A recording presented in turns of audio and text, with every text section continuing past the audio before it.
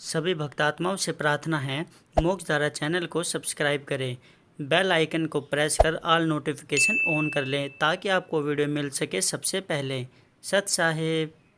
जो मंत्र आपको दिए जाते हैं ये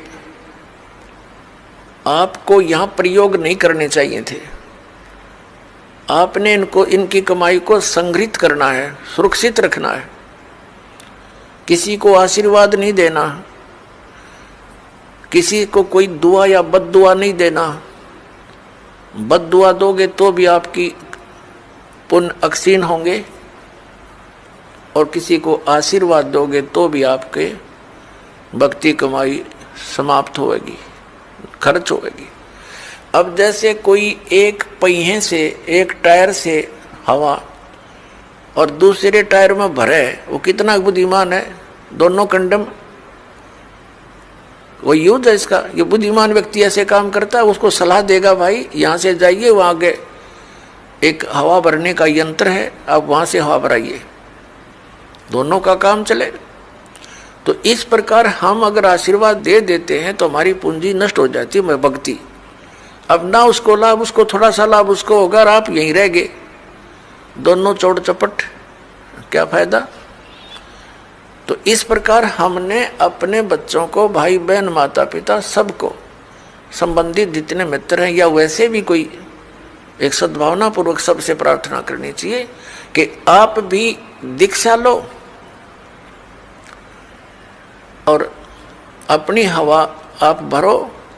जैसे एक पंप दे दिया जाता है साइकिल में हवा भरने का, तो सब ले लो पंप और अपनी भरो हवा, जब जरूरत पड़े फुल करो और चलो गाड़ी पर, सवारी पर। तो कहने का भाव ये है कि इसी प्रकार ये गुरुदेव जी से दीक्षा लेकर के आप स्वयं अपनी भक्ति मंत्र के जाप साधना के द्वारा अपने टायर में हवा स्वयं भरो और फिर चलो।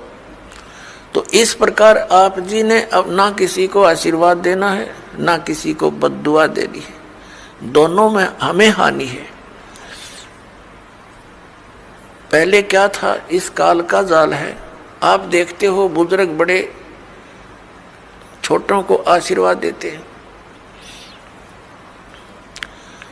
और बड़े उनके चरण छूते हैं, क्योंकि पहले जो एक आपने देखा होगा एक पाग सिस्टम है। पाग जैसे पिता की मृत्यु के उपरांत बड़े पुत्र को एक पाग बांधी जाती थी, पगड़ी,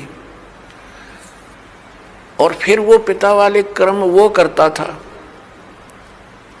आप पिछला इतिहास देखिएगा तो उसमें क्या होता है कि वो आशीर्वाद देने वाला अपनी पूंजी नष्ट करता है और उनको आशीर्वाद देता। जैसे आपने देखा होगा एक पुत्र वधू अपनी सास के पैर दबाती है या किसी और बड़ी बूढ़ी के उसके पास बैठी है उसके पैर छूती है, वो उसको दुआ देती है, पुत्रवती हो, तेरे बेटे हो, पुतों फड़िए दूध दो, नहाइए, इस तरह के देते हैं। तो वो बुढ़िया के पास जो चौनी थी वह तो पुत्र वधू को दे दी, आप खाली होगी, आगे चारदर है ही नहीं। तो इस प्रकार हमने अपनी इस भक्ति को बर्बाद नहीं करना है, ना किसी पुत्र वधू को आशीर्वाद देना है। पुत्र वधू को भी परमात्मा से जोड़ दे, बेटी अपनी कमाई कर और तेरा भी कल्याण हमारा भी कल्याण होगा। अपने आत्माओं, परमात्मा कहते हैं मेर तेर की जेवड़ी यू बड़ बंदा संसार, एक कबीरा ना बंदा जो है नाम आधार। जिसने नाम प्राप्त हो गया, परमात्मा को आधार मानकर चल रहा है, वो इस संसार की मेर तेर की जेवड़ी में बंधा नहीं गा। अब हमने देखी है बुढ़िया किस प्रकार आशीर्वाद देती है।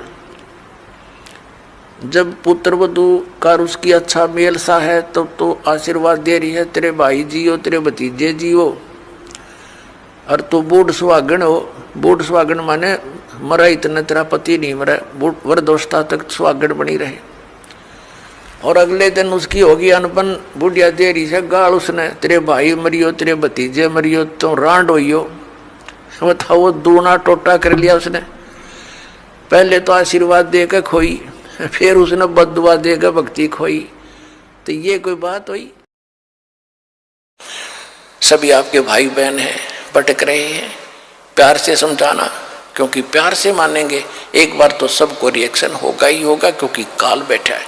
ये बानी सुना दो, उनको कोई चिप दे दो, वो सुनते रहेंगे, काल भाग जाएगा, फिर वो अपने आप यहाँ आएंगे। आपके भाई बहन, विश्व के प्राणी सब एक परमात्मा के बच्चे, ये ध्यान रखना। बोलो सतगुरुदेव की जय।